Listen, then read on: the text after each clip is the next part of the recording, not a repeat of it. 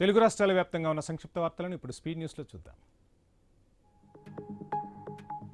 CM Revanth రెడ్డిని public health foundation of India వ్యవస్థాపక అధ్యక్షుడు డాక్టర్ కె శ్రీనాథ్ రెడ్డి మర్యాదపూర్వకంగా కలిశారు.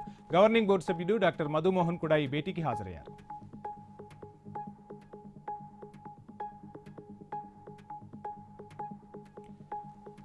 శ్రీ సత్యసాయి జిల్లాలో రైస్ పుల్లింగ్ పేరుతో మోసం చేసిన తలుపుల మండలం YCP convener Krishnareddy alias DK బాబును అరెస్టు చేసినట్లు పోలీసులు వెల్లడించారు. నిందితుడు మాయమాటలు చెప్పి కోట్ల రూపాయలు దండుకున్నట్లు వెల్లడించారు పోలీసులు.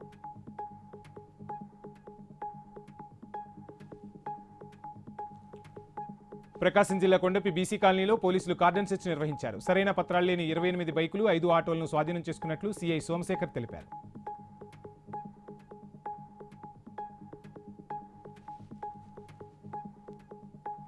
పశ్చిమ గోదావరి జిల్లా సేరేపాలెంలో అగ్ని ప్రమాదం చోటు చేసుకుంది. గాంధీనగర్ ఎస్సీ కాలనీలో షార్ట్ సర్క్యూట్తో తాటికిల్లు పూర్తిగా కాలిబూడిదైంది.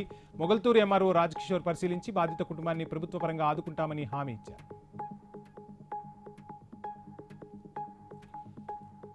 నాగర్ కర్నూలు జిల్లా కోడేరు మండలం పసుపులలో ప్రైవేట్ ట్రావెల్స్ బస్సు అదుపు తప్పి బోల్తా కొట్టింది. ప్రయాణికులు ఎవరూ లేకపోవడంతో పెను ప్రమాదం తప్పింది. పెద్ద ప్రమాదం తప్పడంతో డ్రైవర్ ఊపిరి పీల్చుకున్నాడు.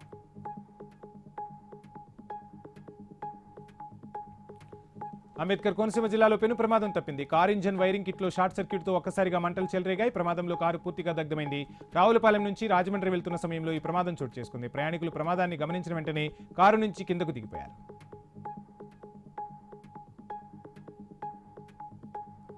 మంచిర్యాల జిల్లా అంకత్పల్లి వద్ద అక్రమంగా కబేలాలకు తరలిస్తున్న పశువులను హిందూ సంఘాల నాయకులు పట్టుకున్నారు. పోలీసులకు వాటిని అప్పగించారు. నిందితులపై కఠిన చర్యలు తీసుకోవాలని పోలీసులను కోరారు.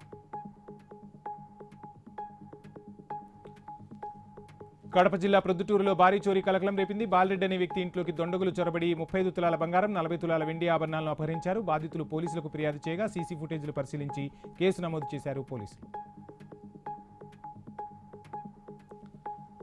పాల్గొని ఏకాదశిని పురస్కరించుకుని హైదరాబాద్లో బాబా శ్యామ్ నిషాన్ రథయాత్రను ఘనంగా నిర్వహించారు. రోహిత్ రుద్రంగి ఆధ్వర్యంలో జరిగిన యాత్రలో భక్తులు పెద్ద ఎత్తున పాల్గొన్నారు.